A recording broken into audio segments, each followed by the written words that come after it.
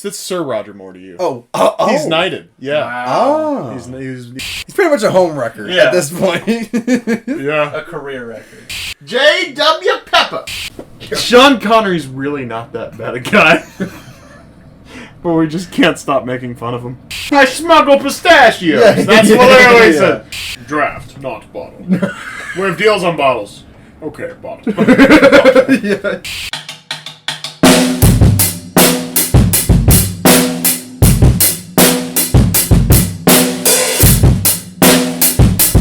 I won't pull up the Wet Nelly link. I'll just leave it be. That is what the car was called. The Lotus Esprit. That's what the Wikipedia link was called. It was Wet Nelly. Wet Nelly? Wet Nelly. What is that? The submarine car. The Lotus Esprit, which I actually have displayed right here in my office. Oh, The Lotus Esprit. It's a little cheap. Oh, Little gas station model there.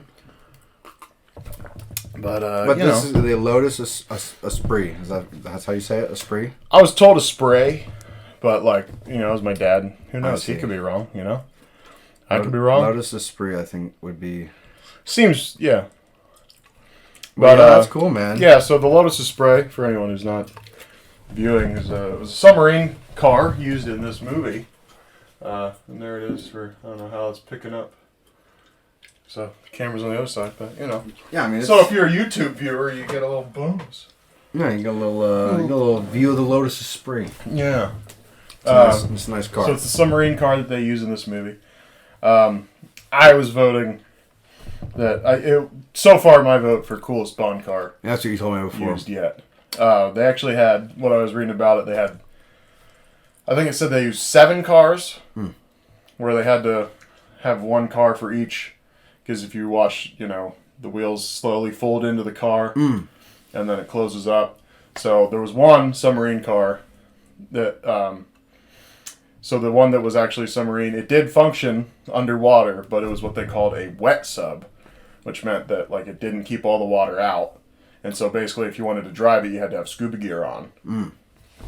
And I mean, I think that's kind of, that's a good middle ground. Yeah. Submarines are pretty advanced.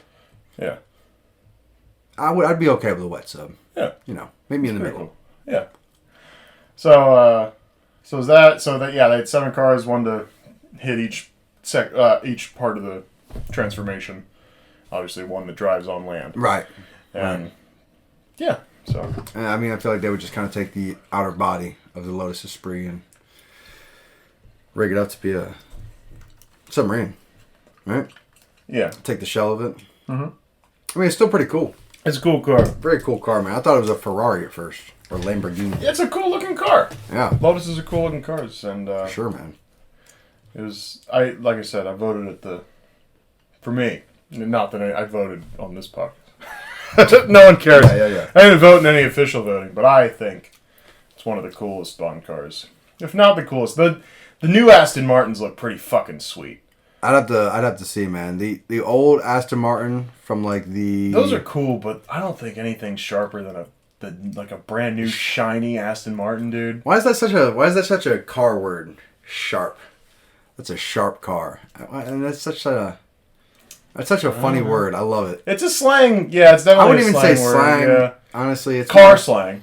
Yeah, it's definitely in the car slang realm. That's sharp. That's a sharp. That's a sharp. That car is sharp.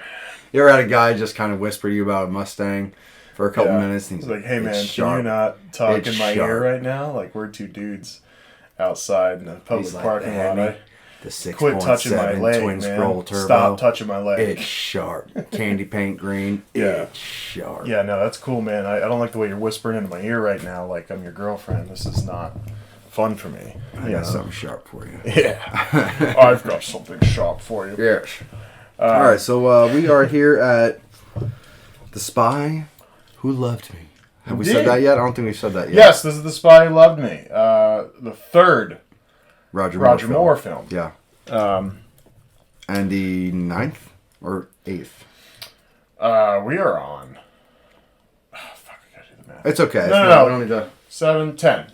10. Number 10. Okay. This is number 10 officially. Dr. No, For Rush with Love, Goldfinger, Thunderball, You Only Live Twice, Majesty's Secret Service, Diamonds Are Forever, Live and Let Die, Man with the Golden Gun, Spy Who Loved Me.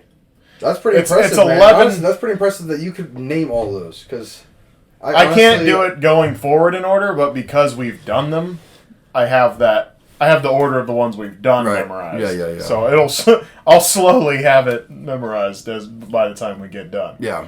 I was gonna ask how many Bond films are there in total, but I feel like you'll do that whole counting thing. No, 25. 25. Okay, all right, cool. Now, so we're getting. I could tell you how many each actor's in. Yeah, we'll do it later. No, we're good. Yeah, we're good. Stop. I'm beginning to want to leave. Stop it right now, please. But so this is the third in the Roger Moore rendition. Yep. Spy the Roger Moore era, if you will.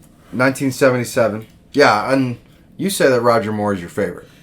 I think it's very natural for him. Like, Lazenby was forced. I didn't like him. Right. And Connery is obviously, like, the first, and he's classic. So there's that respect. Right. Right? But just with Connery, I feel so much that he's like, I'm acting right now. I'm a spy. You know, like, I feel like I see, like, effort on his face. Right. It's kind of like your first girlfriend. It's like the first one is, fun, and, like, it's always, like, oh, I get it. Like, I get why, you we're casting that role. Yeah. But, the second one's always better. And sure. Lazenby doesn't count. Lazenby does not count. That's your kind of, like, get over it bang. Like an in-between? Right. The rebound? Yeah, the rebound. That's rebound. And then you got Roger Moore, and I loved making fun of Connery more than anything. He will always be the best. Very special place in my heart. Very special place in my heart. Yeah. Yeah, I love that it evolved from I'm hungry to I want to fuck you in the mouth. Yeah, it just gets more disgusting. It gets more disgusting progressively. It got rough. Yeah, I don't know. It's just, but nowhere to go but up. Because half of the humor with the Connery thing is, it's the shock humor. Yeah, and right? plus he's and at rock bottom most of the time. You know what I mean? So it's easy to laugh at somebody who's having a crisis every day. You just have to keep elevating in order to keep the shot. It doesn't get much worse unless we see Sean Connery dancing on like a street corner on meth. Then it's like, okay, Sean, like we can, like what happened? Yeah, right? Because it's only up from here, but. Yeah, but yeah, Roger. I don't think he spends a lot of time boozing. He doesn't mind a martini. He's definitely not as big a drunk as he's not. Connery's He's very calm and like put together, right? Yeah. Like Sean Connery was just kind of like, I'm very drunk right now, and I want to have sex with your body. I don't want to say the face thing again. The face thing was obscene. But yes, I want to have sex with your body. Yeah. So yeah, he was much more. Right. He's very and like all the Bonds. Well, at least. The two of these, and Lazenby was a little bit of a advancer. He wasn't afraid to make his. He was the first Bond to slap a woman. Yeah, he was not a great stat to have. yeah, that's not the best stat to have on your dossier. Yeah, but all three of them have all made they're very not shy about making an advance. Right. Whereas the others. Head I can't say for Timothy Dalton's Bonds because I watched them, but God, it was a long time ago, and that was when I had hip surgery. I was all Viking up. So a lot of these, most of these movies was the summer. I watched them the summer I had hip surgery, when I was in 8th grade, and you were high on painkillers the entire time. Yeah, I have these distant memories. Yeah. So if I've said anything wrong about generalizations of this Bond series, just know I was on Vicodin in 8th grade. Yeah. And now I'm watching them again, and they all are coming clear. And I do fentanyl. Well, yeah, everything became more clear once I got on fentanyl. Yeah, exactly. So, once the cravings went away and I can function and, I get well every morning. Yeah. Anyway. But so... fentanyl. Great. Sponsored by Fentanyl. Sponsored by Fentanyl. And Trident. And Trident, yes. All right, so... Launch us off here, Tyler. Yeah, let's start going through. Our opening scene, a little extended. We had a sweet ski chase, right? Who doesn't love a sweet ski chase? Yes. Our Russian agent for this movie is Agent XXX. Just very cool. Just of course, right? Right? Why not? You know? He's banging it. And, this is a very blatant tit that we see in this movie from Agent Triple Real X. quick, before we get to the tits, because I think we've got a lot of tits in this movie, so we'll kind of... I think we'll kind of talk about them as a group. You know what I mean? I don't want just to talk about one tit. I want to talk about 37, 38 let's get into tits. Let's just go into tits. We'll dive right into now. tits in a second. Okay. I want to talk about Project Triple X, or Operation... Agent, sorry, excuse me. General? I thought she was General. She's a major. Major. Later. Okay, so she's a major. So, Major Triple X... Major Agent Triple X, commander of the fucking Spetsnaz? I'm not really sure, but so... She's just a secret agent, like right, Bond, so like the how Russia version. MI6 has, 007, 008, 009, whatever. Yeah. CIA has, fucking Phoenix Lighter. Yeah. And then the Russians, they've got Triple X. Do you think that every one of their agents is like Triple Z? Or do you think there might be like a double X and like 1X? You know what I mean? Like that would be a cool way to kind of number your agents, right? Yeah. And at that same account, maybe M. Major Agent Triple X Magnum. Yes, right, how With lube. It's a tongue twister. How do you even begin with that one? Right. But yeah, I think that's I just kind of that's a thought. Yeah, triple agent. Yeah, it starts at the top. Agent Triple A. Like you ever thought or is about it just single Agent A? And then they're like, oh shit, we got about more than 26 mind, agents. Like we got to go double A now. Right. Exactly. Yes. Or do you think they go reverse order?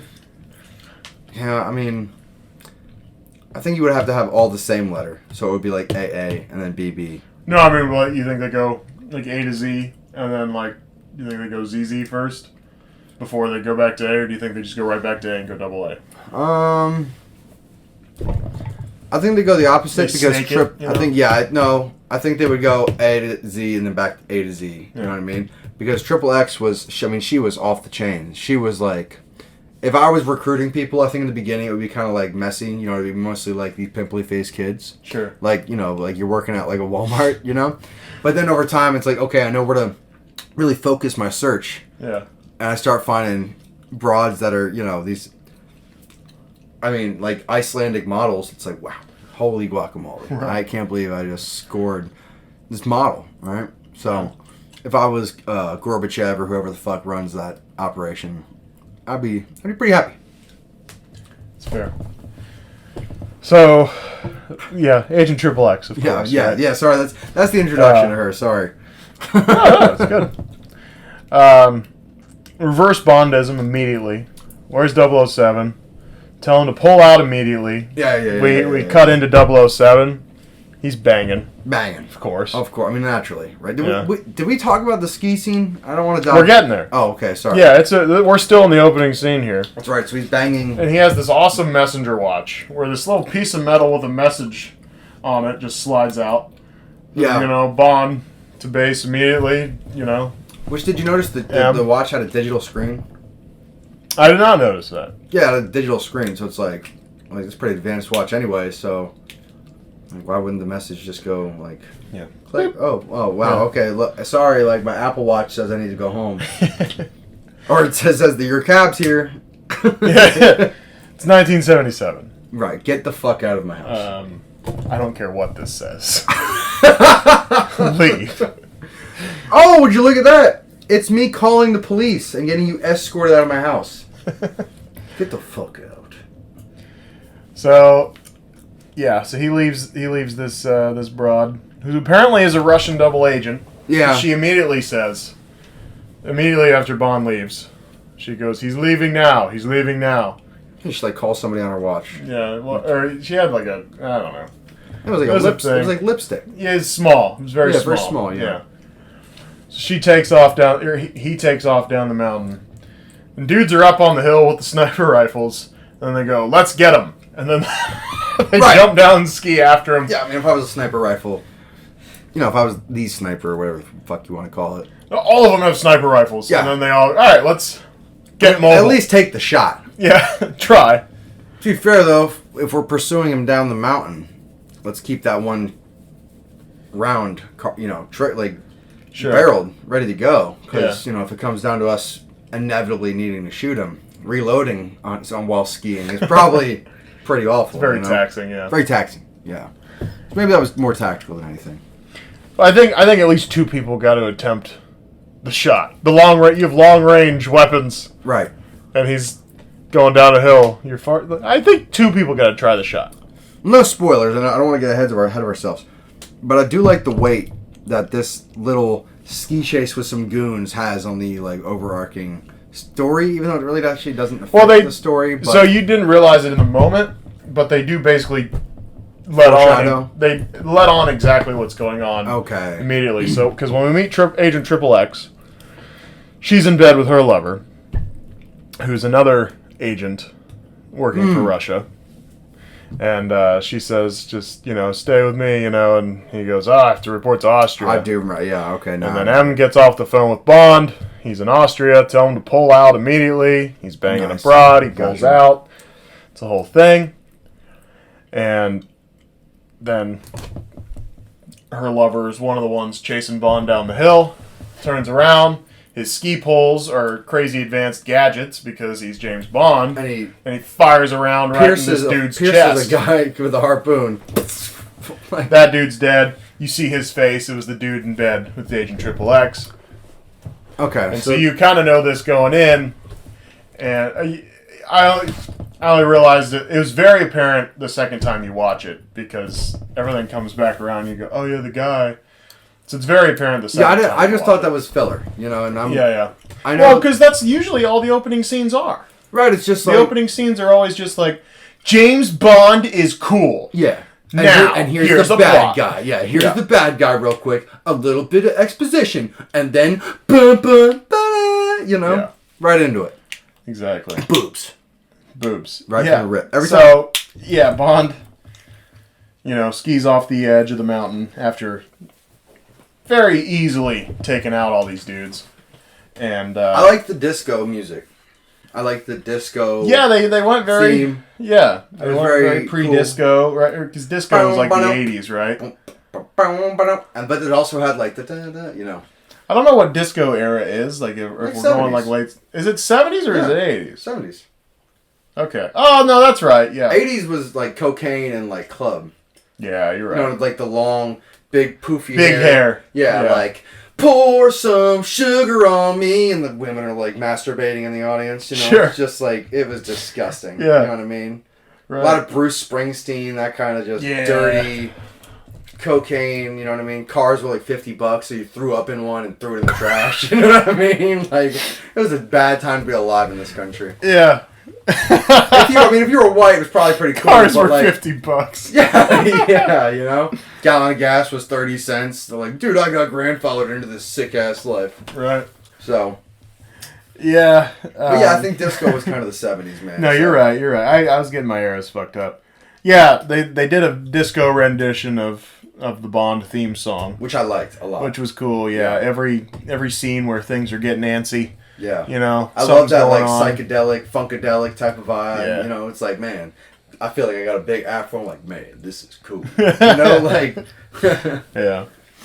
So he skis down the mountain, skis off the edge, and he parachutes, and of course it's a big Britain flag, parachute. Austin Powers. Right, so Austin Powers. And then we go into our song, right? It's the only song that's written for the soundtrack, but not titled the name of the... Or written for the movie, but not titled the name of the movie. Yeah, you told me that. I do like... I looked it up here on Wikipedia, but Carly Simon. Mm-hmm. I know another song by her that it's like pretty good. Pretty iconic from that era. Sure. And she's banging. She's Canadian. So it all seems a little... Like, it seems like kind of like, in our neighborhood. Yeah. You know what I mean? We got Canada up north, you know what I mean? England, America. Like, the triple entente, man, I think we would, get the MI6 and CIA together and whatever Canada's fucking the Moose Boys or whatever they call them. Moose Boys. Or no, the Mountain Men. What is that? I swear to God, I think that's like the Canadian Special Forces. The Mountain Police. Oh, Monties? Yeah, the Monties, that's like their special forces, They got like they're like fucking boxing mooses and whatnot, you know what I mean? Sure. Anyway, sorry, I didn't mean to go off track. No, I like Carly good. Simon, man. She's pretty cool. So the ski chase is cool. We go into the song, Carly Simon, and they are so. I mean, they always hinted at nudity in the other songs, and you can catch a nipple here and there. Sure, but they are just tits. Yeah. Like every time they turn, I mean, there's just nipples. And I will say this, man. What fascinates me is like I really do want to learn more about kind of the progression of how the rating system worked. Right. Because I feel like in 2022, if it was like rated PG and it was like, you know, and there were tits in the beginning, beginning, it was just like tits. It would be like, wow, like I can't believe I brought my kid here. I guarantee back then it was like, oh, the new James Bond's out. Like we'll bring little Billy to see that. Yeah. And you know, little Billy loves James like, Bond. His dad's like, hey, check this out, Billy. Look at those tits. That was a booby. Yeah. No, that's right. Your mom has some of those. You don't like them, but I love them.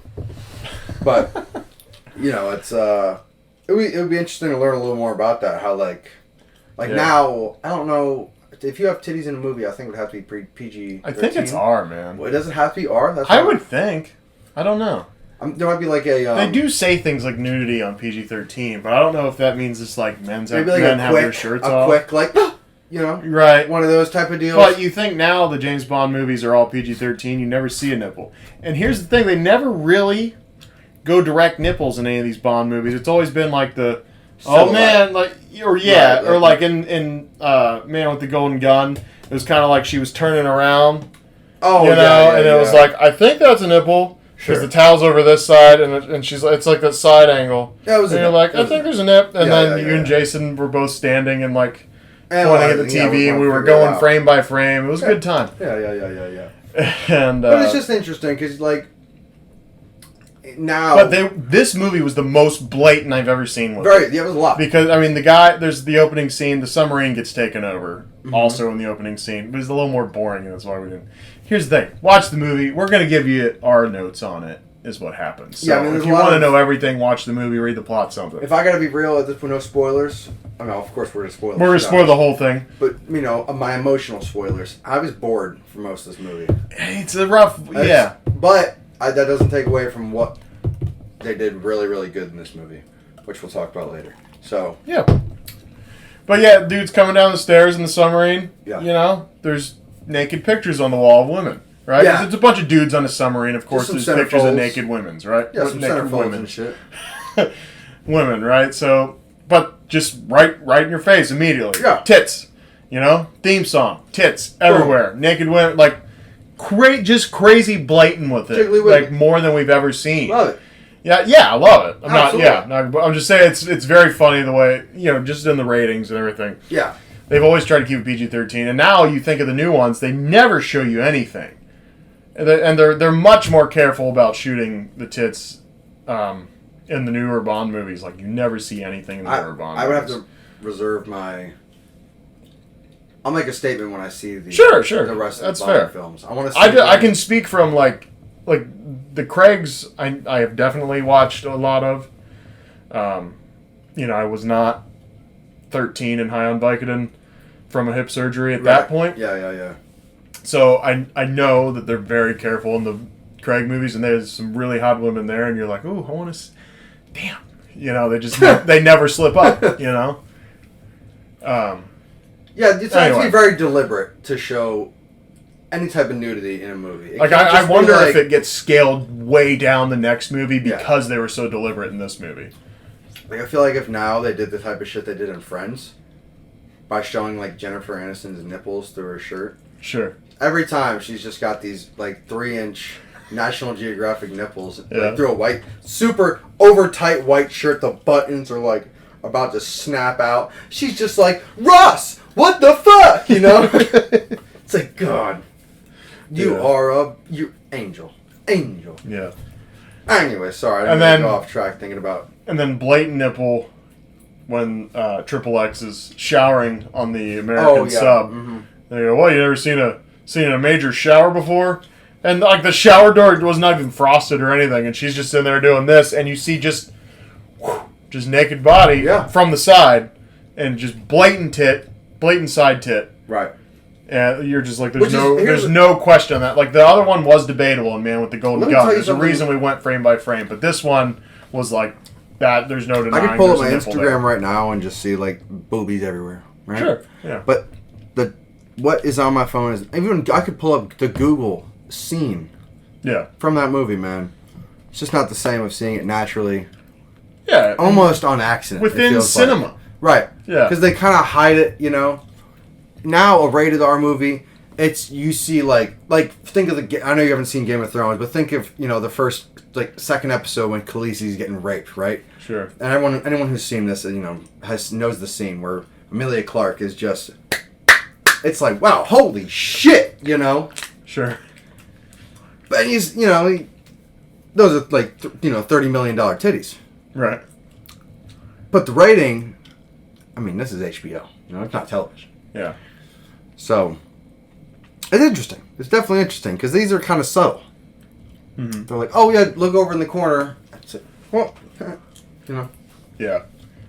It's fun. Yeah, Dr. No. Yeah, we could talk about tits for days, man. Yeah. I think that pretty much covers the tit. We grouped them, like we said. Yeah. Yeah. That pretty I much think covers it's a bigger the issue tits. than just like a boobie, right? Because naturally, like my caveman head. Hey, I'm not saying it's an issue. I'm just saying it's interesting how deliberate they were. I won't even say it's an issue. This isn't an issue. Not an issue. Not an issue. I want to just say, we're both going to look into our cameras. It's not an issue. This is not an issue. We go not. I mean, they're going to be at the same time, though. No, yeah, but they can change, right? They can go. I can go not, and you can issue. Go and. Never mind. It's not an issue, right? However, yeah, okay. Oh, sorry. No, you're good. Let me finish this out. Yeah. It's not an issue, but there is a lot more nuance to it than just a single breast, areola. Right. They're not. It's not something like a cheap comedy from the early 2000s. Sure. Where it's just that like an American Pie thing. Right. Where they're just and we're going to get the little tween boys because they're going to go, oh, there's boobs in that movie. I stuck a cucumber in my butt. You know what I mean? Yeah, okay, cool. Right. Those are the cheap tits. You don't work for. Oh, it. right. It's fun. Yeah. It's fun when you see things. Yeah. What was American Pie rated? I would have to imagine R. That has to be rated R, yeah. Especially the way they speak. And, yeah. Yeah, you're right. You're right. Anyway, let's move on, man. Yeah. Let's move on. So, we meet our villain. Smarkov, what's his name? Brockovich? Man, I'm blanking on his fucking name at the moment. It's I got it right here, man. Yeah. It is some with an S. Yeah, what the fuck? What? Stromberg. Stromberg. Carl Stromberg. Yes, Stromberg, yeah. Carl Stromberg. And he... I love a classic... Because you always see a long table mocked. And I love just the classic long-ass table. He's got his lady friend sitting at the end of the table, and he's a mile away. He's talking. I would have loved... the lowest volume. And she responds as if she can hear everything perfectly. I would have just loved for her to be like, huh? Yeah, I can't hear you. Speak up! If it was, goofy shit like that. I don't know what the fuck you're saying, dude. Yeah. And then, so this brought up to the fact to me, are we, for dudes that build places like that, is there a certain contracting company for these evil contractors, like Evil Contractors Incorporated? Oh, yeah, the mob. Or something like that. The mob. Is it the mob? Yeah, that's the mob, dude. I suppose so, yeah. Yeah, it's the mob. Because it's just funny, the elevator that the bottom drops out and people fall into the shark tank. Yeah. That's a whole, design. You don't think there was one guy with a mustache hey, boss! They said, look at this blueprint. It says it wants me to do the elevator, but stop here and do a trap door. Yes, I need you to make it have a trap door. Boss, I don't... Alright, if you say so. I mean, people are going to fall in the shark... Oh, I see. I see now, yeah. I feel stupid now. You want him to fall in the shark. Doy, I'm such a dingus. Sorry. I'm such a dingus, boss. I'm sorry. Sometimes this happens. Alright, hey, boys. Yeah, it's a shark tank. It's a shark tank. It's a shark tank. Make the bottom fall out. Make the bottom fall out. Yeah. Duh. Doy. I thought it was funny, is there a special, because, everybody doesn't just come up with their own house design. If you have a house built, Right. Like somebody comes in and is like, well, what about this? Sure. What about this? Yeah. So like, is there? Not only is there evil contractors, but there's these evil really designers. evil architects. Yeah. And they come in and they're like, okay, so what I was thinking real quick, yeah, if you want to drop, you got an enemy, you just drop them right out the bottom of the elevator, they fall right in the shark, they fly in the shark tank. It's like, so do. they have they have the moment when they're sitting at the table drawing it all out, like, and then they fall in the bottom, and they like, the bottom of the shark tank! Yeah. Oh my God. Yeah, that's what I was thinking. So yeah.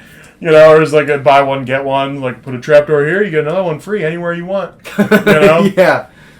Just like a little jingle on TV. Yeah. The evil guy is sitting in front of his TV drinking Diet Coke, and he's like, you know what? Been thinking about calling those guys for like 6 months. I think I'm finally going to pull the trigger in the morning. Honey, that's what I need! Just what? Write it down! This summer only.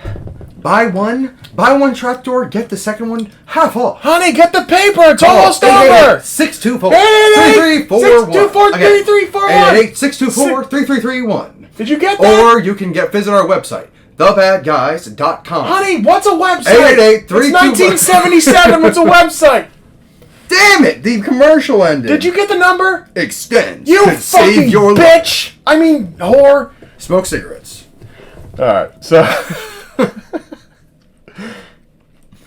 Anyway, so the Shark Tank. I mean, great idea. Tank, That's, very iconic. Good idea. The Shark Tank trapdoor, because like nothing's hungrier than a shark, man. Right. And then we get Jaws' first appearance. Jaws works for our guy. Was he? I this don't was think very he was excited. in the novel. I think this is probably an original character for this movie.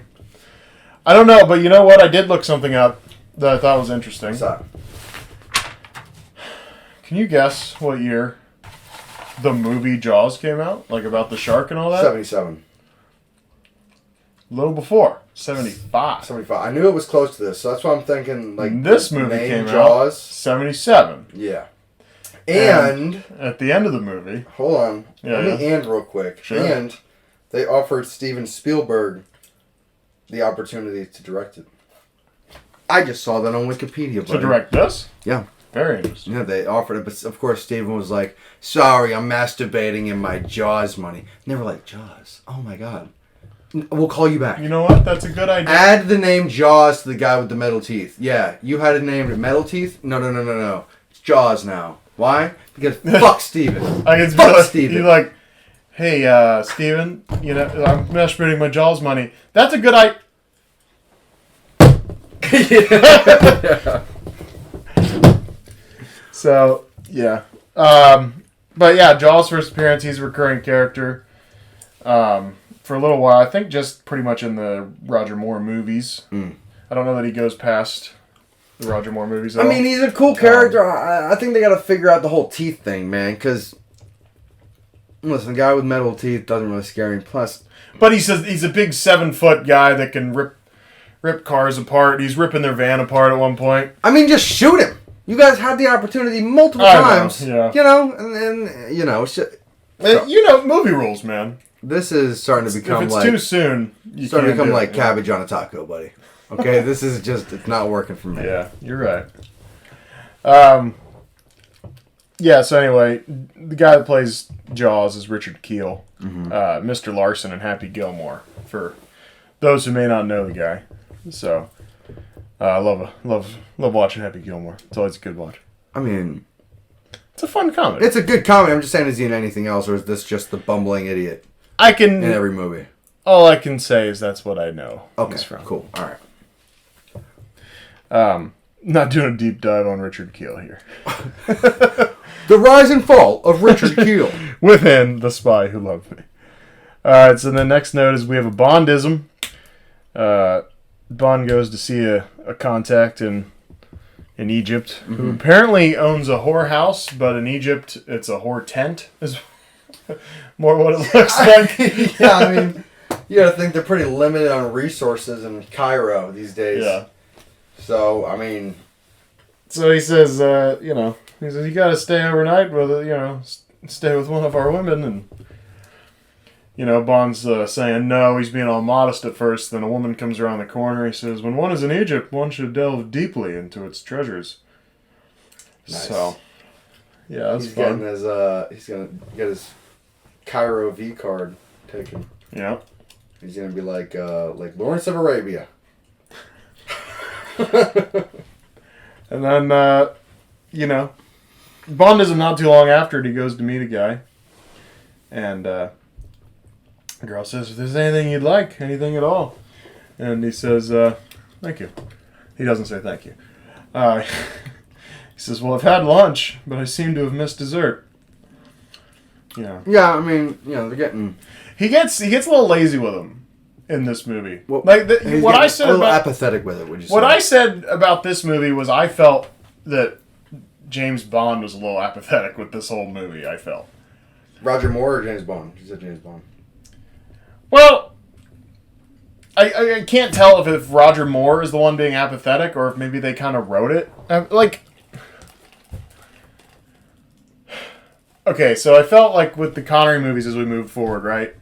Like in each movie, there's kind of this not new, but he's kind of got a different thing to tackle every He's excited time. to show up. Kind of, He's yeah. really excited to overcome the And challenge. when he gets to Diamonds Are Forever, he's fat and he's kind of like, I'm over this at that point.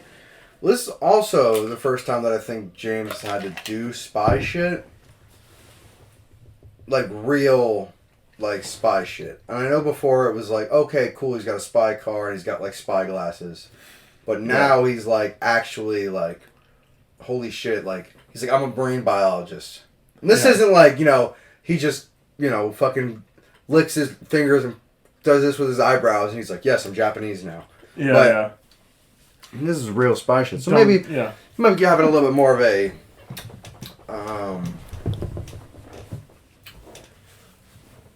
a real life experience. I mean, and I know this is far from real life, but maybe Roger Moore was portraying Bond as a little more human.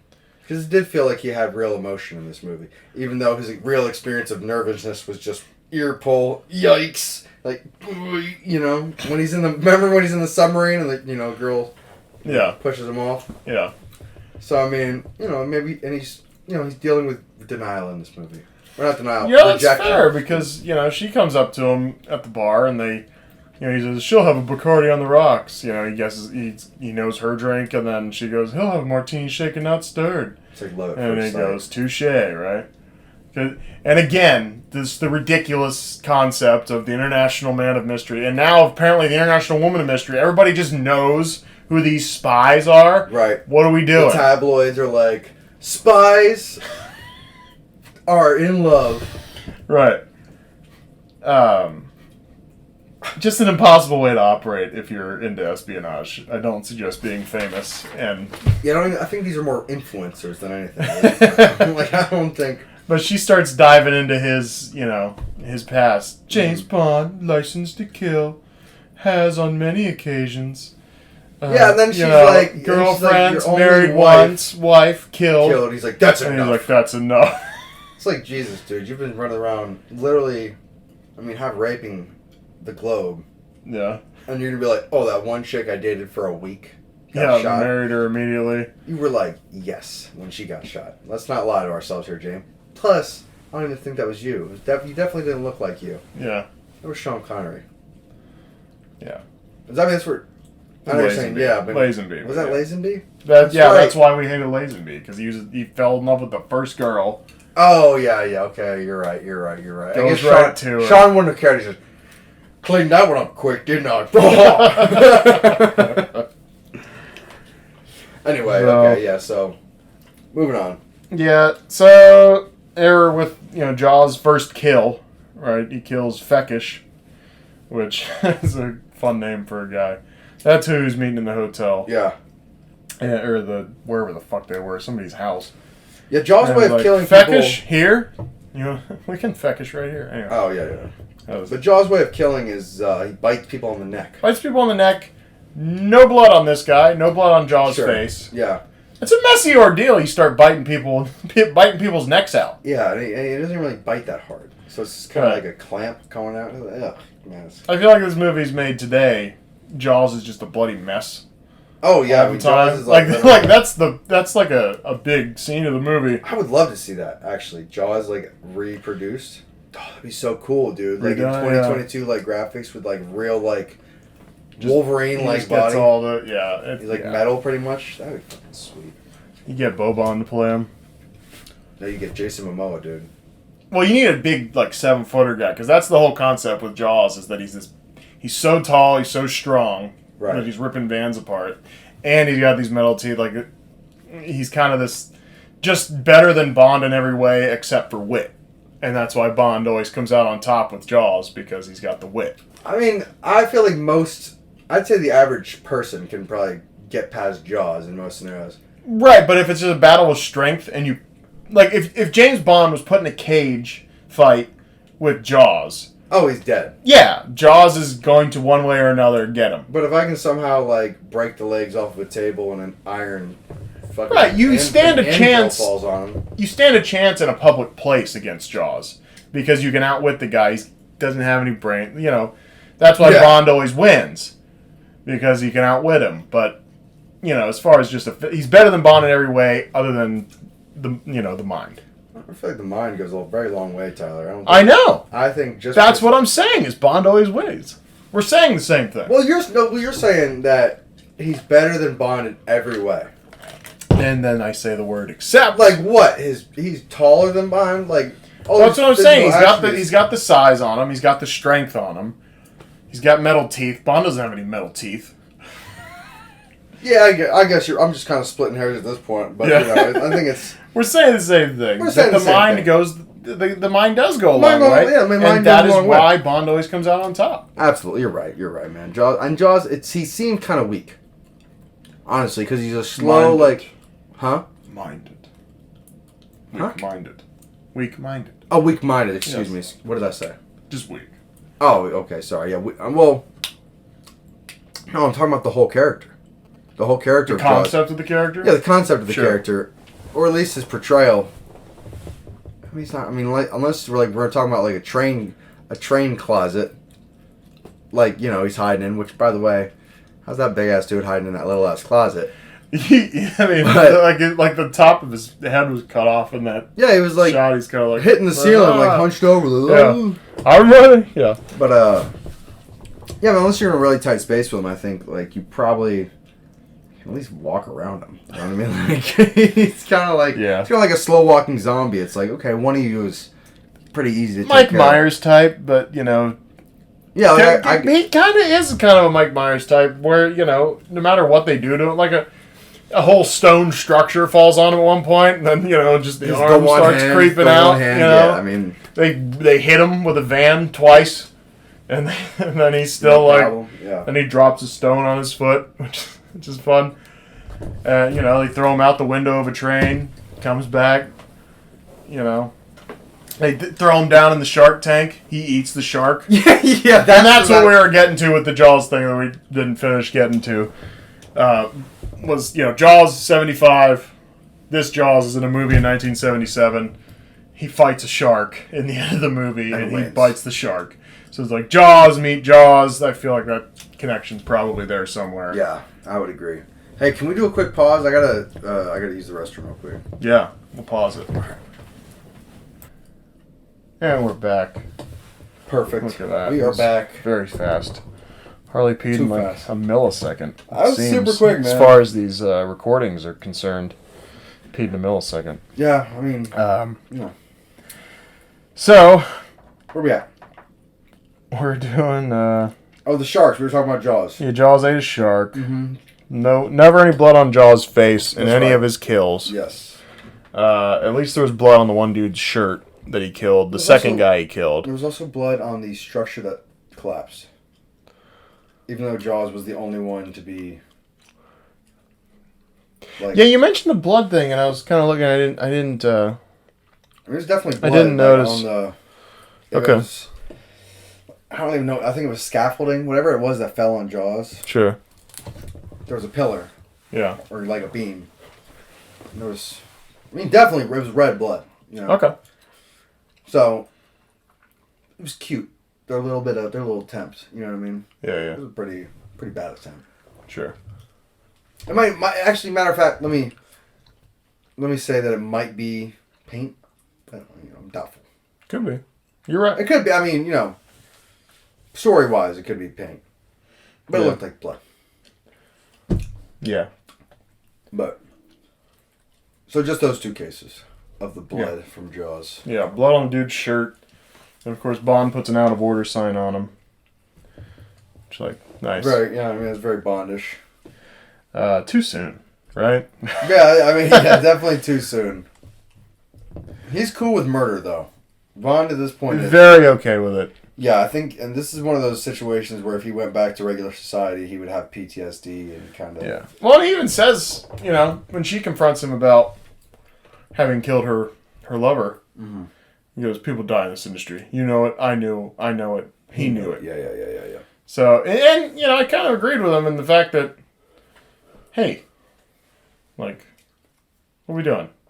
Right, like, what are you going to fight about? I killed right? I killed your boyfriend. You're a model. You're hot. You know this is what we do. Okay, Yeah. You're banging either you want to bang the goon or you want to bang the guy that the goon's after. Yeah. Right, like, it's no question. So. Yeah. So. It's one of those things. If I were her, I'd be banging James Bond too. Yeah. I wouldn't be. I definitely wouldn't get bent out of shape that I found out he killed my former lover. Who was a goon, you know? I know the wound's still fresh. And she's looking but for I got James Bond to fill that hole. Literally. Hey, nice. Nice. Yes. Yeah, so they're chasing Jaws around. Poor situation for heels for her. She's still walking around in heels from the party they were at. Yeah. Walking around fucking you know, like stone and what do you call it? Like tombs and shit. Oh yeah. You know, these old structures. This like ancient stone. Egyptian architecture. Like just this rough stone everywhere. She's running around in heels, like, oh, that's rough. So they escape. After, by the way, so he kind of ridicules her trying to get the car going. And apparently that was real. Apparently she did not know how to drive a stick. And very insensitive. And Roger Moore, well, because they're playing a part. So it's kind of one of those, like, when Martin Scorsese tells somebody to say, like, a line. Sure. Okay, that the other guy hasn't heard of, and just so you get a genuine reaction from someone. Right. You know, like in Goodfellas, when before they burn down the tiki bar that they hang out at, right? I can't remember what the fucking place is called. I feel like it's a tiki hut or some shit, but you know, they're sitting there. The restaurant owner comes to Paulie, and he's complaining about Tommy, and he's saying, you know, like, what do you want me to do? Shoot him? Like, Paulie's like, what do you want me to do? Shoot him? And then, apparently, like, it wasn't in the script for that restaurant owner to be like, oh, yeah, it wouldn't be a bad idea. You know, like, he told him to say that, and then the reaction you get from the guy playing Paulie is actually legitimate, because he's like, he just kind of looks at him like, what the fuck, for a minute. You know, he's just like, you know, like, as a legitimate thing, you know, so Scorsese, I think that's just a, you know, a nice touch, you know, it makes it authentic to just start like she's trying to drive a stick and it's going poorly, and you know, Roger Moore is like ridiculing her, like he says like women drivers, says like you want to try to go forward, you know, that kind of thing. I mean, fun stuff. And she has a bad line there. She hits him and she's like, shaken, not stirred. Oh, yeah. All right, maybe just go forward. If you would have just went forward. Yeah. It's like, listen, just because you're banging 007 doesn't mean you're allowed to talk like 007, okay? Like, it's his job. That is Bond's wine! Yeah.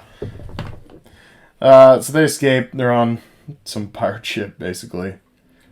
And I don't know if it was a pirate ship. I think it was a fisherman's ship. They're just getting a ride. And they talk about she was at a survival course in Siberia. Bondism's coming. I hate that we always gotta get this big setup for the Bondism, but if you just say it, it won't make any fucking sense. It helps. Yeah. So she says she went on a survival course in Siberia. Mm-hmm. And what'd they teach you? And he goes, a positive mental attitude. I'm like, okay, anything that could be applied. And Bond's just super apathetic, just super dark in this movie. Yeah, that's what I even said. That like, it seems a lot darker. Like, yeah, it's a very dark feel to the movie. You're right. Bond's it's a different feel. And maybe this is, you know, if you say that Bond is just one continuous character across a long time, then maybe you could say that this is this point in Bond's life where he's just kind of going like, I've seen it all before, had a dead wife, if we want to, because that's the thing, is there's never any, like, character development with Bond. Right, he's the same, he's like that same sitcom every like the same Jennifer Aniston tits. Problem of the week. James Bond is the Jennifer Aniston tits of film. Yeah. They're the same, they've always been perfect, they've always been good, they always make the family happy. Sure.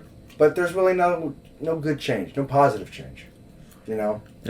They didn't, she didn't get pregnant, they didn't get big, it kind of, they've just stayed the same, man, but I like this is the pregnancy tits. We're starting to, develop. Okay. So and that worked. Okay. No, that was good. That was good. That was good. That was good. I didn't ridicule you. So survival course, anything practical, just like when needed bodily warmth. That's the part I like. Because first he comes over and says, anything I can do to warm you up, and she's like, if that was Sean, he would be like, you want me to can I have cum on your chest? Yeah. Some cum on the tits really. If I cum in your armpits, it'll warm you up. Yeah, I'm into armpit stuff. I'm into armpit play now. This is, yeah. My new kink of the week. Shared party warmth, that's the part I like. Of course it is. Once more, he's an easily distracted drunk pussy hound because she says, you're not trying to take advantage of me, right? And he goes, and thought never crossed my mind. She pulls some cigarettes out. He goes, just when it was getting interesting. He goes to light her cigarette. She's got some, magic Bond-like gadget where she just blows in his face. Yeah, well, she's also a fucking Russian spy, so of course she's got some... Well, no, of course she has gadgets. Yes. These are Spetsnaz gadgets, those. Bond kind of thinks he's just the man in this situation where he's like, psh, come on. She's going to sleep with me. And then... Yeah, he thinks he can... I mean, he really... She just knocks him out. Yeah. With this, special spy dust. Which, right from the rip, he should be a little bit more fucking alert of what the fuck is going on around him. Right. And that's why I said, really once more, we put it in the intro for a reason. He's an easily distracted, drunk pussy hound. It's a very common theme in these movies. Very easily distracted.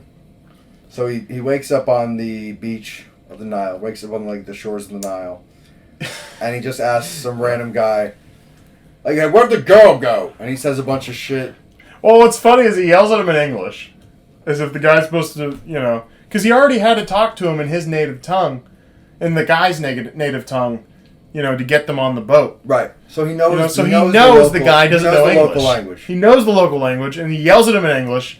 The guy looks at him, and then he's like, says whatever it is, the same question in that language, and then the guy gives him the answer, and he's like, it's like just. He tips the guy and he walks away. Like, you're in their country, James. Okay, this isn't like, where's the bathroom? Sir, I don't understand. Damn it.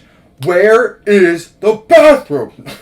Well, that's my favorite thing about people trying to talk to people that don't speak English. Mm-hmm.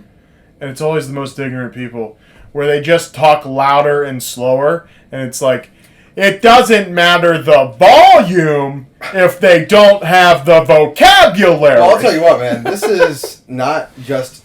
Like, I don't think that's just here, because I definitely, when my coworkers try to teach me how to speak Nepali, sure, they've done it before. Like, right, I know. It's hard because you only know the one way to communicate. You know your language, and when someone else doesn't know your language, you're like, I'll tell them I learned how to say, say it slower, right? I'll also say it slower. And they don't do slower. They just go...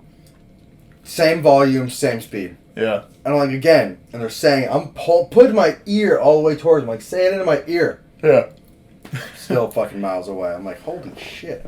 I always find that funny where they just say it louder, slower. And it's like, they still don't know what the words mean. Like, try something else. I think it's like a lack of understanding. You gotta be I think that's probably like a sheltered, not sheltered, but maybe privileged, I guess, sure. Entitled, kind of like, you don't speak my language. It's like, yeah, because people like you, and they don't want, you know. Like, why would I learn language? Why would I learn language? Why do I? This fucking guy. The manager. I gotta talk to them? Yeah. Yeah, it's like. I want to talk to people like her. No, amigo, no, I'm cool. No, I'm bien. No, bien. Yeah, so the two of them, you know, they drop in on the Cairo MI6 base, which is apparently now a Russian intelligence and MI6 base. They've teamed up for this mission. Which they kind of did some sly, like, I don't even know what you would call this. They used, I feel like, the wrong music for what was about to happen, because they were like, bum, bum, bum, bum. Yeah, they give you the Russians are here. They give you the double cross music. Yeah, exactly. You know, like Bond walks into something, he thinks it's one thing, it's another. Oh no. Which wasn't even that much of a deal, big of a deal, because he was already working with Belushkov or whoever the fuck, whatever her name is. Agent Triple X. Yeah. I won't start making up names because that'll be a mess. But yeah, so Triple X, they were already working together. Yeah. Right? So it's like, why the fuck wouldn't they be here? Right? Well, because the way they made it seem, they almost kind of pinned them against each other in the beginning. Where, because, you know, they were both after the microfilm. That's why they were kind of bickering back and forth to each other so much. And so, you know, then they get to the base and then it's like, oh, here's the reason. Great. And then they get sent on a train to go meet our villain. Yeah, I guess I kind of just had that, not even dramatic irony, I don't want to say dramatic irony, but I had that kind of maybe just knowledge of films to be like, oh yeah, like the Russians are about to be around. Plus I knew from the get-go, like, oh, James Bond has a love interest, the Russian chick's the love interest. She's not going anywhere. So like that music didn't do anything for me in that scene. You know? Right. I knew, okay, like he's getting double crossed. No, right. Come on. But that's the music they give you. There's no twist here, right? Yeah. So they're on the train. They're going to sleep together. They don't. You know, she's playing hard to get. And I don't think she's playing hard to get, man. I think that, like... Well, she says does no. the thing where she's, like... Which with Bond, like, you say no. gets almost naked and then, like, plants herself against the door and is like... She's like, James! I don't know. Yeah, like... And I think... Do you think when she was hanging the thing up in the closet, she was just getting her bed ready? She's like, here we go. That's what I'm saying. Like, she was...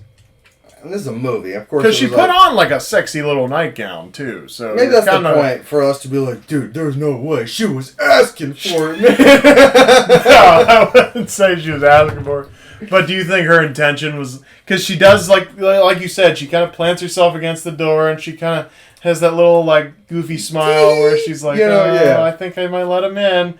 She looks at the bed. She goes to hang her dress up. She opens the closet. There's Jaws. Yeah. And I think Jaws was probably hoping, James, he's an easily distracted drunk pussy hound. 2 or 3 he was more hoping minutes. they'd be banging on the bed. He'd open the closet door. Eat both of them. Mm-hmm. You know. I think given 2 or 3 more minutes, James would have been like, how about that nightcap? And then it would have been on. You know what I mean? Yep. But Jaws ruined it, as he always fucking does. Let's get to that point I was talking about earlier where, you know, in a small space, Jaws is a motherfucker. Jaws is a motherfucker. He almost gets him. Yeah. And Bond has the mind. Right. Gets the lamp. Breaks the light bulb. Lamp's still plugged in. Let's shock him. Shocks his teeth. You know, that gets him off him. He's kind of, my teeth. That has to hurt like a motherfucker. Of course. He kicks him out the window of the train. You know, he's got to grab the thing up here and, you know, really swing into leverage himself in there, yeah. Jaws falls out again. Michael Myers just gets up and he's like, damn. You know? Yeah. And, you know, so the Bond does it after that. And like, what happened? He goes, he just dropped in for a quick bite. And then they have that's all right. That's fine. That's a real Bondism. Yeah, that's He's how got it should some be. ones in this movie. Like, you know, he throws the guy off the roof earlier. And he doesn't even Bondism. Have a good fall. No, well, like, that would have been better. Like a legit Bondism, but he just goes, helpful chap, and straightens his jacket. And right. Yeah, like, that's not even a... That's not a Bondism. That's not a Bondism. Yeah, that's just kind of... You know? It's not even really that witty. It's they just got really lazy with it. Where, like, I need to take a shit. It's like, come on. It's like, it's not you. As soon as something happens in the Bond movies, like, that's what's supposed to happen, is he goes, you know... mind blowing if right. a guy's head Exactly, explodes, you know, that kind of stuff. You know, when the guy falls off the roof, he's oh, he had a rough trip. See you next fall. There you go. You know, that kind of thing. Right. But he didn't even do anything. Yeah. Perfect. He didn't even do anything. It was pathetic. He got really lazy with them in multiple instances in this movie. Absolutely. Yeah, I agree. Cheesy interaction, though. They start... they're getting into bed. He says, how about that body warmth? Which, of course, is, that's fair.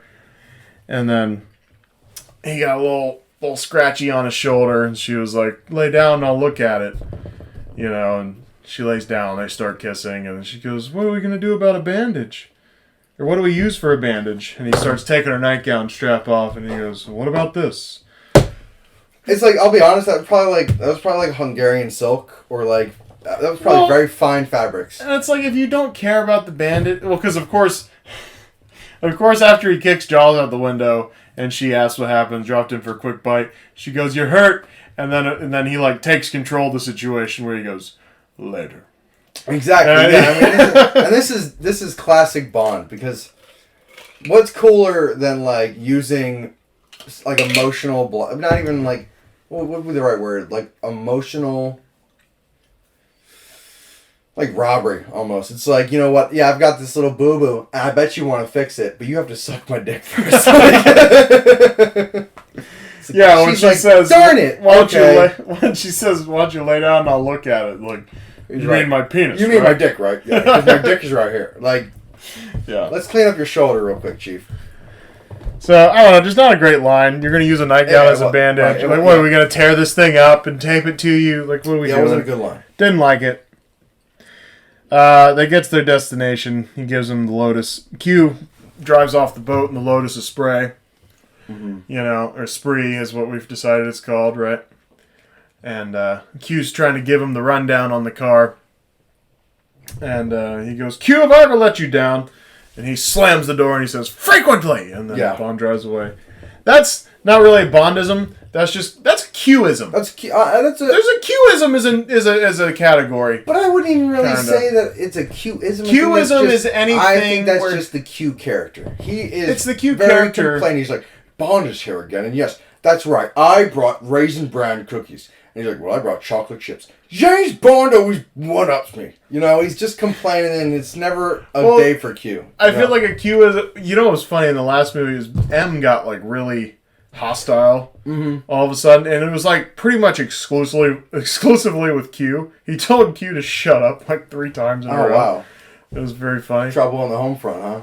Yeah, you remember Man with Golden Gun. Yeah. He just, that meeting on the sideways ship, and they just, I don't remember him ripping into Q, though. Q just kept, like, coming up and saying things, and then, M's like, oh, Q, shut up.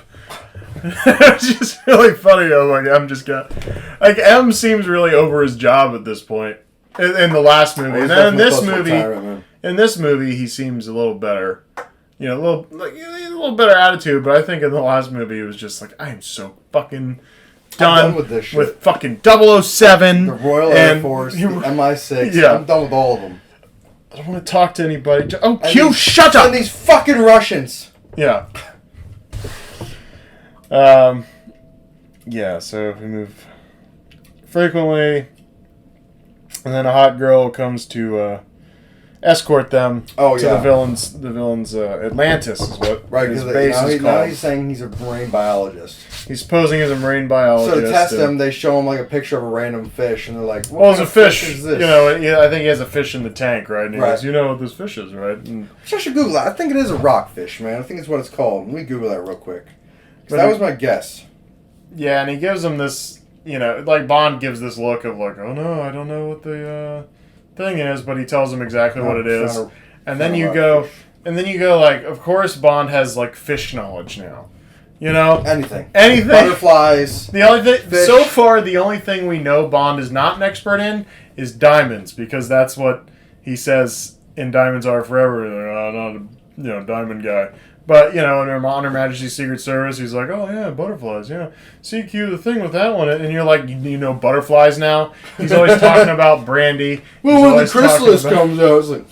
Yeah, he's always talking about just champagne. Mm-hmm. Dom Perignon is, We should, I'm gonna put together like a James Bond quiz. Just see how many you get at the end. What champagne does James Bond drink? What that kind of thing. I don't know. What is it? It's maybe that's stupid. 53. Just any old Dom Perignon, basically. Okay. He said 55, he said 58, he said 52, that kind of shit. So, but that would be like he's always into the Dom Perignon. That would be like in 1990. Right. I mean, what a douche! It's 97 Dom Perignon. Yeah.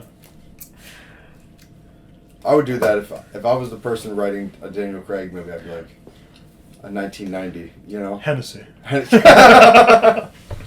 Something that doesn't age well. Budweiser, 1988. This is Jägermeister, 1993. just Corona, 87. Oh. Fireball, 2014. Yeah, so the hot girl comes on the boat to pick them up, and she walks away. And he basically just compliments the girl to Agent Triple X, right. That she doesn't like. He says, "What a handsome craft, such lovely lines."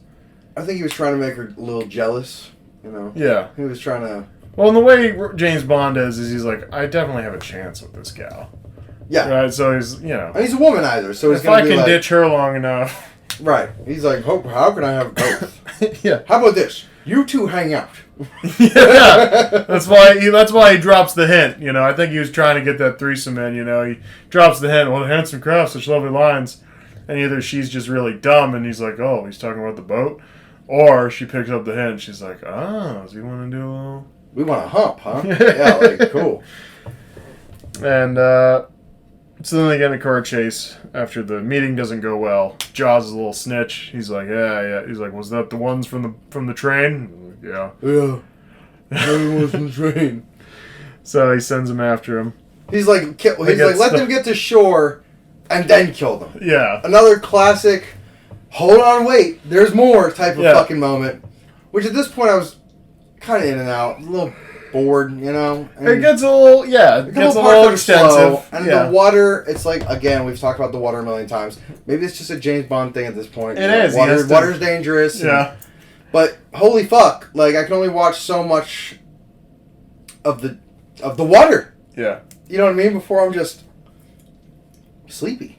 Yeah. It gets to be a bit much. So yeah, if you think about what he says, let him get ashore and then kill them, right? But they have to transport him in the boat back to shore. So at any point they could just turn around, shoot him, dump him in the water, roll credits. And it means that he's getting a head start now. So it's like, wait till he gets to shore and then hunt him. It's like, so they're gonna have there shouldn't be any hunting. a land advantage. He's here. Right. Shoot him here. Just kill him on where he's here. He's in the facility. He's gonna get on land and change his clothes and let's get out of here. But tie him up, throw him in with the sharks, shoot him, do something. You have this meandering oath. Okay, after him. It's like, dude, they're miles ahead of you. Yeah. So they're at a chase. They get stuck behind a mattress truck. Finally gets around the guy. Motorcycle runs into the truck. He's feathers are everywhere from this fucking bed company. Feathers doesn't help much. He flies off the cliff, and the Bondism is all those feathers and he still can't fly. Yeah, nice. You jackass. That was a bad one. It's at least legit. It was better than What a Helpful Chap. Let me tell you why. Because honestly, they could have made that truck anything. But they were like, what kind of Bondism you got for somebody flying off a cliff? Well, what about this, boss? He flies into a fucking mattress truck. And then you could say something like, oh, the feathers didn't help you fly. It's like, that's so cheap. All those feathers. It's not like... And he still can't fly. Oh, he's coincidentally fucking crashing into a mattress truck. Some goon at who made this movie? It was Universal Artists or Universal...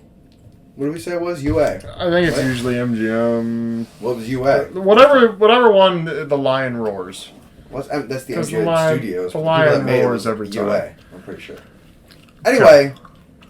Some writer. The people down at that production company from 1977 really gonna hear a piece of my mind. I'm just saying, you can tell that it's little cheap shit like that where it's like, okay, this is really just a fucking ATM for these guys. Yeah, you know what I mean. There's no real. Yeah, you can tell that. He's like, Okay, what about this? He fucking crashes into the back of a fucking, mattress truck. Oh, where'd your feathers come from? Yeah, fucking... Where'd your feathers come from? Just not the line at all.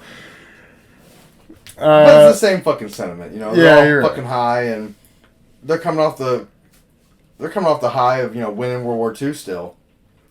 These people are swimming in money. Hey there, neighbor. You know what I mean? Yeah. So this is just a different time to be alive. Sure. Yeah. Mad Men type of scenario. Oh, sure. Very Hey, Mad too Men. much shellfish. I can't take the stairs. You know what I mean? Like, these guys. Yeah, so again, I had the car link written down. We kind of covered a couple of the notes in our opening talk, so we'll skip through a couple of them here. Oh, by the way, something I did read, and the computer's over there, so I'm not really going to look it up, but I read something about, apparently it was like a Lotus guy, like a Lotus salesman or some shit, that came in and did the stunts. Or Lotus representative, or something to that effect. A you know Lotus what? representative? You know what? Fuck this, because I didn't remember? write it down, and, we're in the middle of the thing, so I'm not going to look it up right now, but... Well, that'd be cool if, like, a Lotus salesman was like... It was something... It's somebody who worked for Lotus in some fashion. The stuntman didn't show up that day, and they're like, well, you familiar with these enough? Can you... so I guess, like, allegedly he did the stunt driving. It was something I was reading on IMDb. Yeah, I mean, if you're a person that, like, is bringing the Lotus, like, you have, like, yourself a little small army of Lotus. Right. Like, I'm sure it'll be like, oh, yeah, I could definitely drive these things. Yeah. Yeah, we got the cruise ship taking the submarine, right? We got the cannibalistic vehicles, which we haven't seen before. since You Only Live Twice. Right. It's been a few movies. Before. Just recycling. We're just recycling ideas at this point. I mean, you can't really capture a vehicle any other way than, like, kind of absorbing it, right? Yeah. Just funny, like, it's like, hey, it's like that same thing with Dr. Evil, when they're trying to come up with the goofy plans and everything, and it's like, oh, hell. Let's just do what we always do, huh? Hijack some nuclear weapons and hold the world ransom. Yeah, exactly. Yeah, the storylines are very default. It's not much more in depth than let's scare everyone in the world. Because what can it be? Right. Exactly. Like this guy, what's his name, Saltzman, or the bad guy in this one? Not Saltzman, but... I know, we just fucking... The bad guy in this too, movie, we'll call him Aquaman, because that's what he really wanted. Seriously. That's really what he wanted. You know what? It looked like he had webbed hands. You pointed that out. Yeah, it did look like he had webbed hands. Yeah, I didn't notice that the first time, and then we went right by, and you were like, hey, what's up with his hands? So we rewind it, and when he has Agent Triple X tied up, he's standing beside her, and he's like rubbing her hair as evil villains do to beautiful girls. Yeah. Just creepily rub their hair. And his hands, everybody's got the little flap between their finger and their thumb, but his was like they did him up like he was supposed to be playing a duck or something. Right. Yeah. It was a lot. Yeah. It was a lot, man. I don't know if that was just like old man loose. I don't think so, man. It was very creepy. It was creepy, yeah. Yeah. I don't know if that was intentional or if he's just like an old dude with some bad hands or what it was. But as far as Bond villains go, man, Aquaman was a very, passive. Jaws was the real villain of this movie.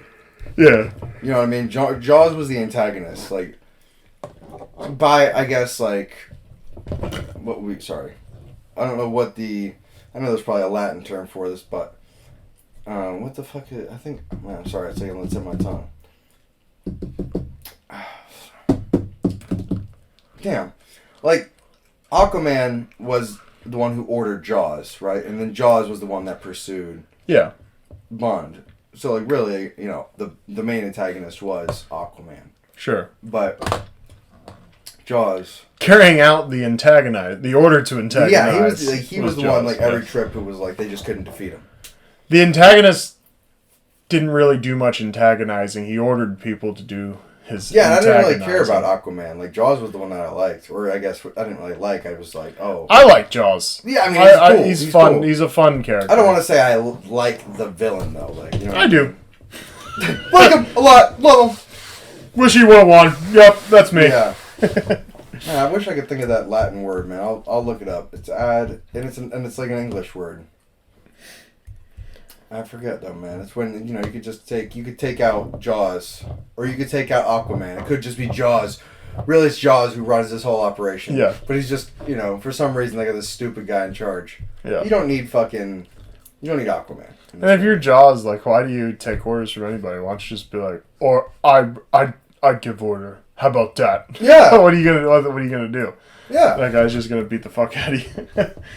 He's gonna bite you in the There's neck. not a lot, as far as the big picture kind of goes. I won't pay you. I think you will pay me. Do you think Jaws agrees with the philosophy that the world needs to be underwater? Do you think that's like really? He was just watching TV one day. I can really get behind this guy. Yeah, he's like, it's like, he goes from like commercial, and it's like, some evil guy, yes. 7/10 of the world. Why are we exploring space when 7/10 of our universe is undiscovered? Under the ocean, you could be. He sings a song. Call 1-888. Yeah. And Jaws is like, holy shit. I'm calling. Honey, you got a number? Honey, it's 1-888. Dial it. It's 1-888. No, Yeah. All right, so where we at, man? We're getting close to the end. I know that. Yeah, Aquaman, as we're now calling him. They take the submarine. Bring those prisoners here. Classic villain downfall. You can murder an entire city and not blink, but you can't just shoot James Bond down in cold blood I know, and have somebody mop it up. Yeah, like, you have to play. You play with guns all day. Yeah. And then when, like, the actual dude you want to kill comes in, it's like, just pet him for a little bit. All right, here's the deal, Bond. I'm going to feed you dinner and give you a gift card. That you'll never be able to use because you will die. I hope. It's $100. It's a lot of money, James. This is 1977. Think about it. It's like $2 Think million. about it. It's like $2 million at Chipotle. What's Chipotle? I don't know. It's like, don't just keep this dude around who's a constant nuisance to your evil operation. You know he's gonna fuck it up. He's gonna sweet talk somebody, or he's gonna do something to fuck your operation up. Just kill him when you have the opportunity. Kill him, and goddamn, unless you have a gun to his head, just right here, and then you're like, here's my plan. Because villains are egomaniacs, is what we've discovered. Villains are egomaniacs. They gotta say, this is why I win. This is why you This lose. is why I'm better than you. And then they're such egomaniacs that they're like, and now you have to know that you lose while I win. And then, we don't lock the hero down enough. They always give the good guy that one opportunity. They're like, you could have joined me. It's like that Luke Skywalker kind of, and Darth Vader type of, dichotomy. Yeah. It's like, you could have joined me. It's like, and there's always that, even in these cases, it's like, if I'm sure James is like one bad decision away from like, you want to join Spectre, James? We have women. Yeah. And martinis. Yeah, we've got Look at all these martini shakers. Sean Connery's in the chair sweating. So much champagne. Martinis. Boom. Look. Don Perignon 51. Is that 51? It's the rarest year. He's like, Connery just... Yeah. The finger bite. Holding back real pain. Yeah.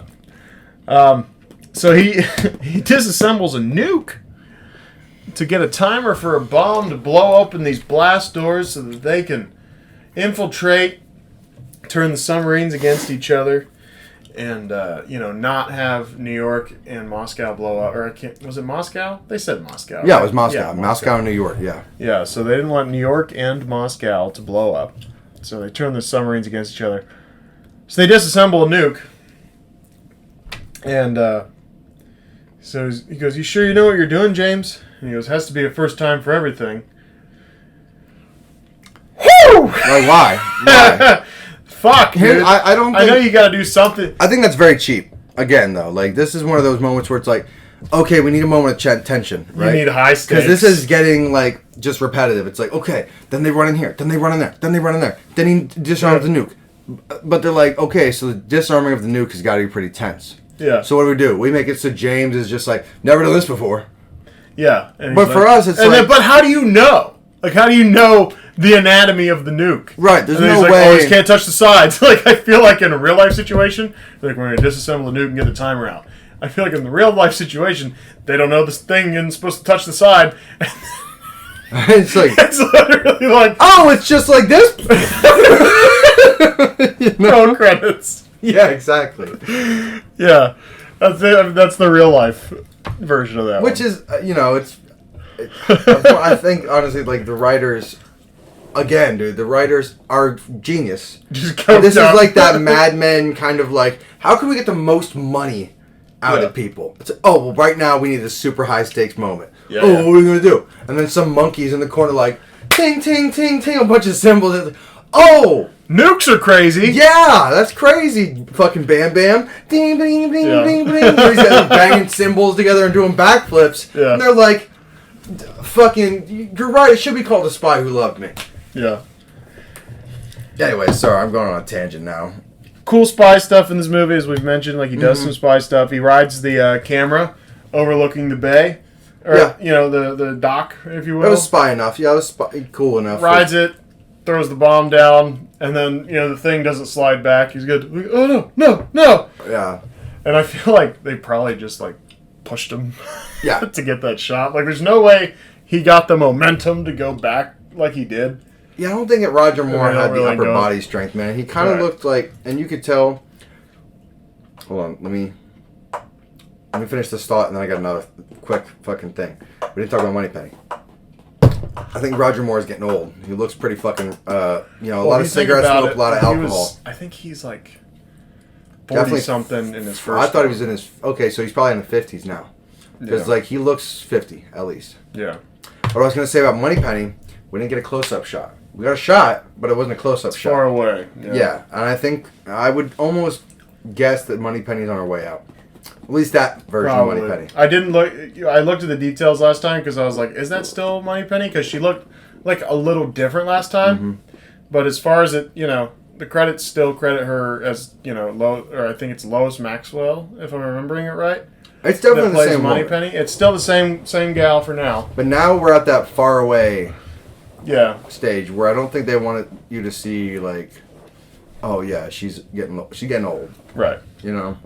I'm wondering how much longer she's in. If she continues, we'll see the next one. We'll see Moonraker, right? It's called Moonraker. Moonraker. Yeah. The fun fact about that one is. Well, let's wait. Let's fold that one on for Okay. Moonraker. So that's pretty fun facts. Yeah. Well, we'll save it for the end of this one, right?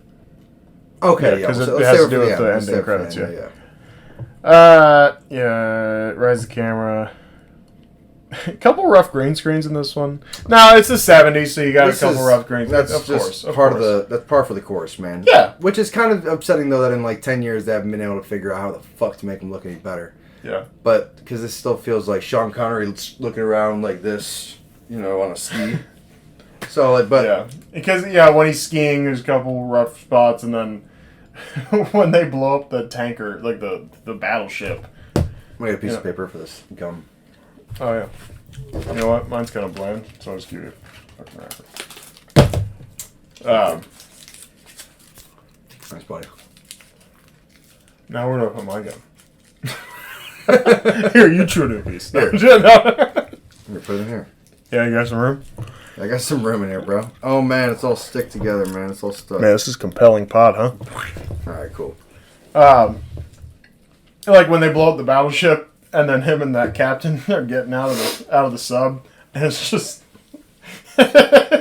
so obviously shot in a studio. Nowhere, yeah. Where they just like right. Which I thought the captain of that ship was just a goofball. just a little bit of a goob. It was like what was Peppers? What was the guy's name? Oh, you say I don't think he's quite J.W. Pepper. Yeah, level. definitely not level of J.W. Peppers, but just filled that role, filled those shoes perfectly. Did you miss J.W. Pepper in this movie? Did not miss You're J.W. okay Peppers that he single wasn't bit. here? Yeah, definitely okay with that. Yeah. He was a mess. Yeah, that's fair. So, he confronts our Aquaman. You know, Aquaman thinks he's got him. Hits the button to drop the bottom of the elevator out. And then Bond pops in. And he's standing on outside. Here comes the Bondism. I don't remember the Bondism. You say it. You did want me to drop in. Yeah. It was... Dude, all you gotta do is be like, oh, shit, that's a trap door under me. And just kind of wedge your feet up on the ledge. That's what he did, yeah. Wow. I can't believe this fucking Shark Tank has been this successful for this long. Well, see, he knew... I don't know that anyone else really... I don't know if you're in it, you catch on. Because they make sure they kind of show you that he realizes something's going on with it. Because he was looking out the window. He sees a hand... Oh, that's right. Yeah, I remember that. In the tank. Yeah. So he knows that the tank's up to no good. He's feeding people to sharks? Sure. Is that what's going on? Yeah. Of course, sharks, though. Oh, yeah. He's like, well, the guy's named Jaws. And Jaws came out a couple years ago, so. Like, monkey in the corner? That's great. You're doing good. Yeah, monkey in the corner. Bam Bam is his name. Yes. Bam Bam, that's great. They have their confrontation. He's got that big crazy gun that goes the length of his table that shoots a little missile out. Bond sits down to talk to him. It's the longest gun in the history, man. It's like he fires at him. Somehow Bond dodges it. You know, like the rain stick that goes like. Boo? Yeah. It's like that, dude. But it's that slow. Like the missile was like. Yeah, like and it's like a 10-foot table. I think Bond. It's more than 10 feet. Okay, like I'm being generous. I'm saying you probably got like 2 basketball hoops could lay down. It's probably a 20-foot table. A 20-foot table. It was still though the fucking the long. fucking rocket is going. Psh, yeah, I think Bond was like, "Oh, Bond should get out of the way." I think he heard it. Yeah, it's like a fucking bottle rocket, dude. He gets out of the way, and then he shoots him through it like 4 times, and dude, gets shot in the dick. Literally gets shot in the dick. It had to have been the dick, right? Yeah. Maybe a little gut, but kills Aquaman. Runs off as a confrontation with Jaws. And the last Bondism. Well, yeah, it's the last Bondism because I didn't like his ending Bondism. I didn't think there was anything ism about it. But when he nails Jaws to the magnet, brings this big magnet down. What did he say? And then Jaws' teeth, and he goes, "How does that grab you?" Yeah, that's right. Yeah, not bad. That's not bad. Not that's a decent one. Acceptable. It's acceptable. That's acceptable. Yeah, it's acceptable. His final request: let's get out of these wet things. They're in a little escape pod. Oh yeah, she was. She wanted to murder him. Yeah, we didn't really mention the fact she was that bent out of shape because he killed her old lover. He's like, "Look, we're secret agents. We do this." Right. She's like, "Well, when this mission's over, I'm going to kill you." And I'm like, "Well, that's not really spy shit. That's just kind of murdering at that point. So now I feel you're going if you're to a spy, jail. you probably get take emotion. You can't just murder another spy."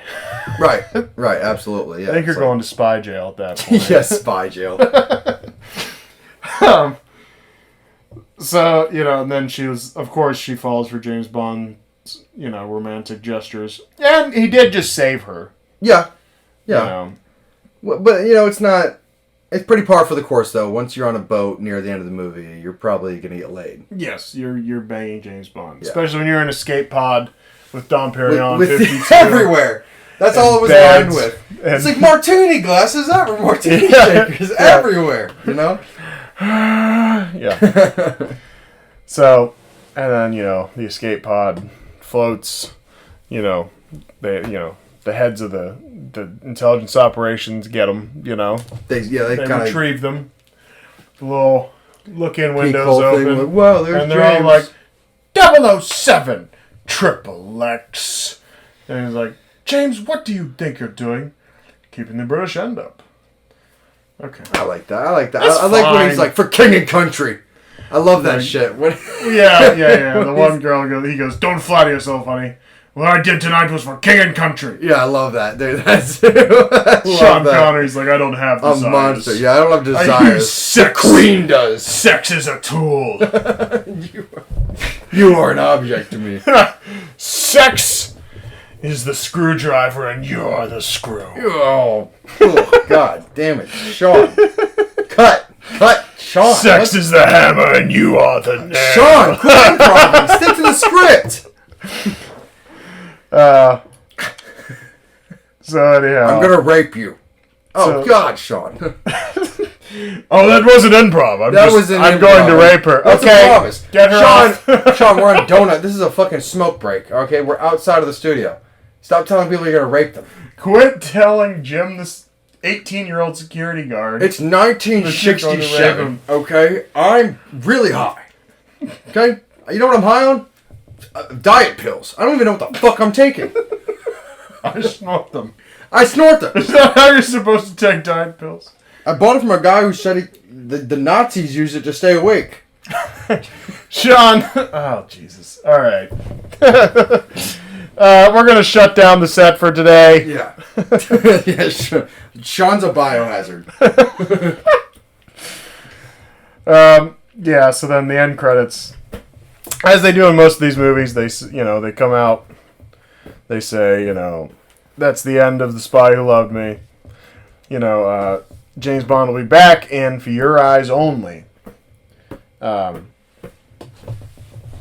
so what the fun fact here is that, you know what else came out in 77 was Star Wars A New Hope.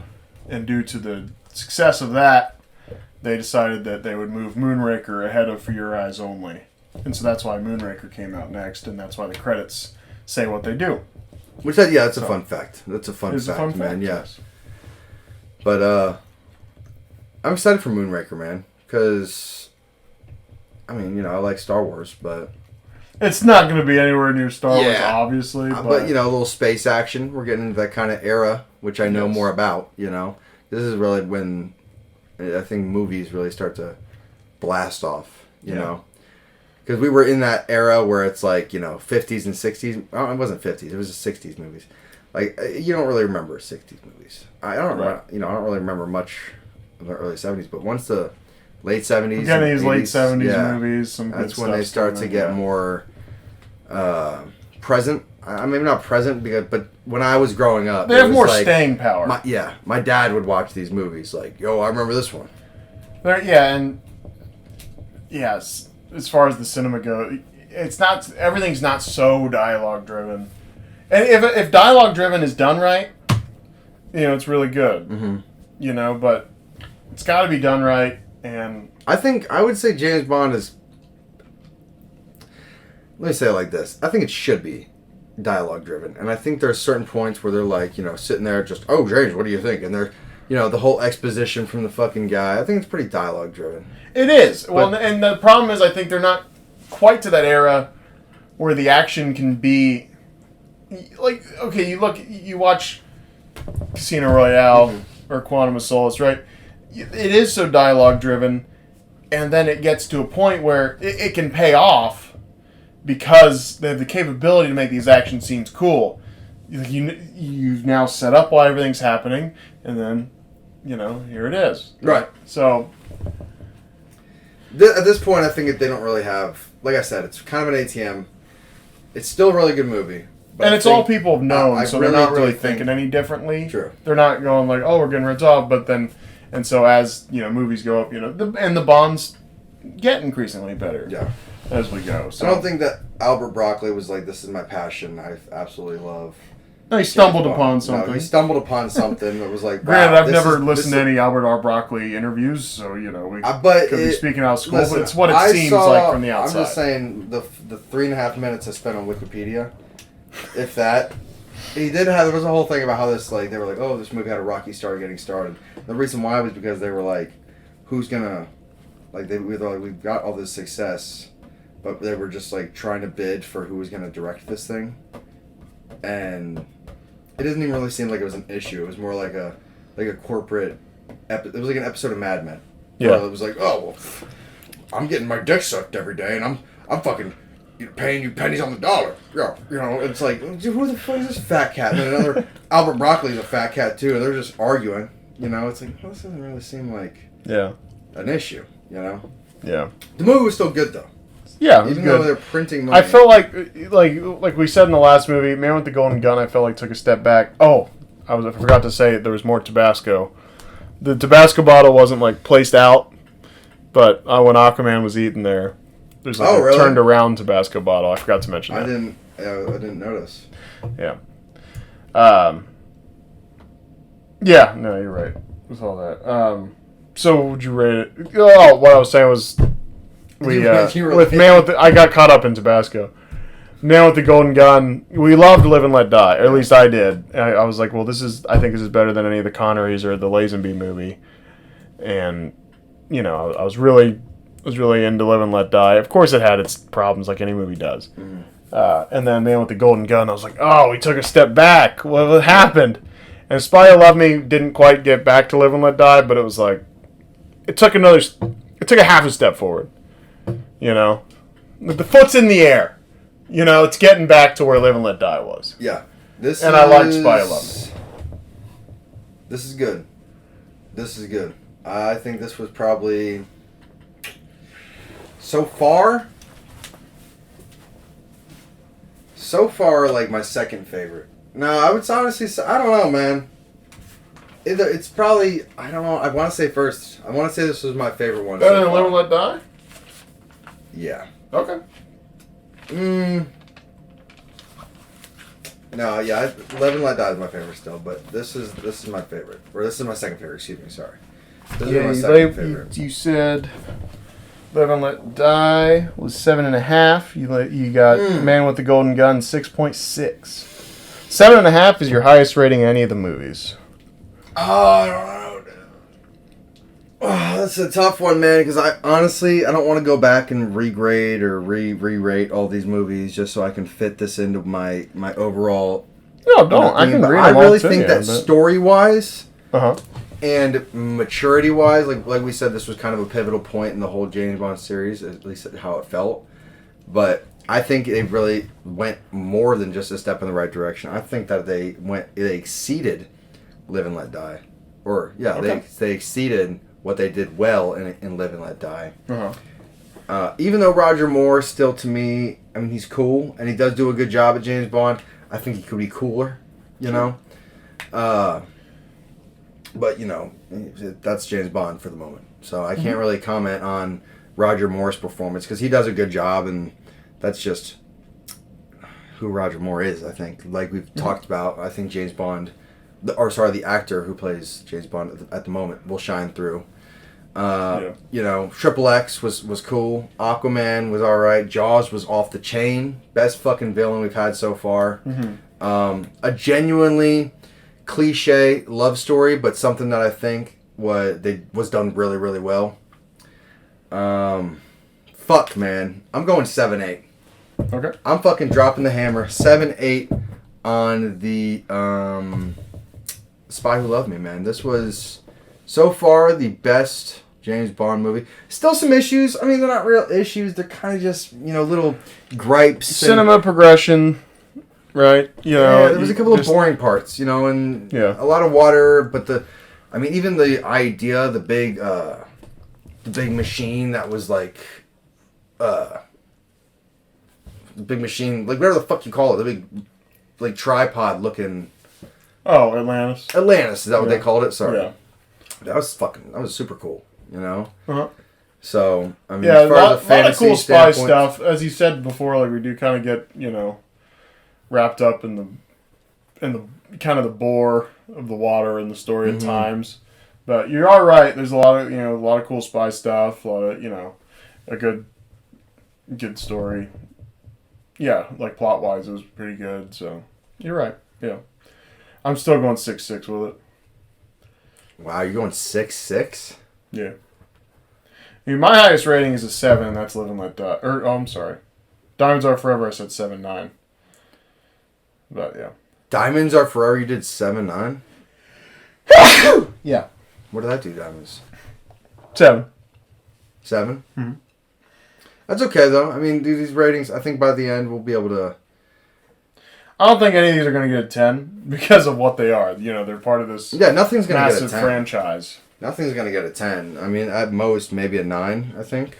I think the only movie I give like a all-out score to is Pulp Fiction because it's my favorite. But yeah. I mean, I said Goodfellas, I gave it a 10, right? Uh-huh. Yeah. I think that would be the one where But that's just me. Like it's pretty damn close for me with Goodfellas. I don't want to be a 10 whore. you know? But, you know, if I had to go back and say, like, okay. That's my I could probably give 2 movies 10s at the moment, and I could probably say one of them's Goodfellas. Yeah, I don't know what I've said as far as Pulp Fiction is concerned. I feel like we did have a conversation about where I would put it. Uh-huh. Again, I don't know what I said last time, but right now, it's not a 10 for me, but it's definitely like a 9.8, 9.7. Yeah. You know? It's definitely hugging that, you know, just a couple more. A big threshold, right? It's a big. I mean, that's like this is. It's like you know, trying to get the finger across the line. You know, it's like you've got God and then you've got the Holy Trinity. You know, it's like, you know, they're not equal, but they're pretty damn fucking close. Right. So, well, we made it, man. We did it. End. Yep. The Spy Who Loved Me. I don't know why I keep fucking not like. It doesn't roll off the tongue. The Spy Who Loved Me. No, it's not. Moonraker will be. Moonraker's easy. I love the one-word titles. Yeah, I like Moonraker, Octopussy, Skyfall. Octopussy's a title. GoldenEye, you know that. Or so we'll Golden be back Gun, next time with Moonraker. And yeah, so at Content Crisis 1 on the Twitter and Content Crisis Hotline at yahoo.com. Where else can they find us, Tyler? On Spotify and on YouTube. Yeah. Subscribe and stuff. What's our YouTube? You know, look for Content Crisis on the YouTube. Okay, sorry, I was more of a genuine question. Of course, I can get that information after the show, but I just want to. Subscribe to our channel. If you're watching or if you're listening, you know, go check us out on YouTube. You can watch us do this whole thing. That we're the video thing, you know. I mean, listen. I'm really bad at self promotion. That's all. Like you always think I'm saying that to yourself, man. Stop telling yourself that you're bad at. I can't. I'm bad at tooting my own horn. You know, there's no tooting. It's all you're telling is people where to find this. I mean, it's not like, listen, our videos are the best on the internet. I know. Our podcasts are the best on the internet. No, I know. I'm not. No, all you're saying is like these are where I put my information. It's like, you know. No, you're right. You can email us at contentcrisishotline@yahoo.com. Talk to us at ContentCrisis1 on Twitter. You know, tell us we're stupid and all that. Go to YouTube. Yeah. Subscribe. Content Crisis. Tell us, subscribe on Spotify or Apple Podcasts, wherever you get your podcasts. If you're watching, you want to listen. We got a whole big backlog, you know. Done a lot of Tarantino movies, did the Terminator series, all that kind of stuff. We got a lot of content. A lot of stuff. We talk about a lot of content. If someone's out there and wants to hear the content, man, hit us up, man. It's a crisis, man. This is awful. Thanks for listening, guys. Thank you.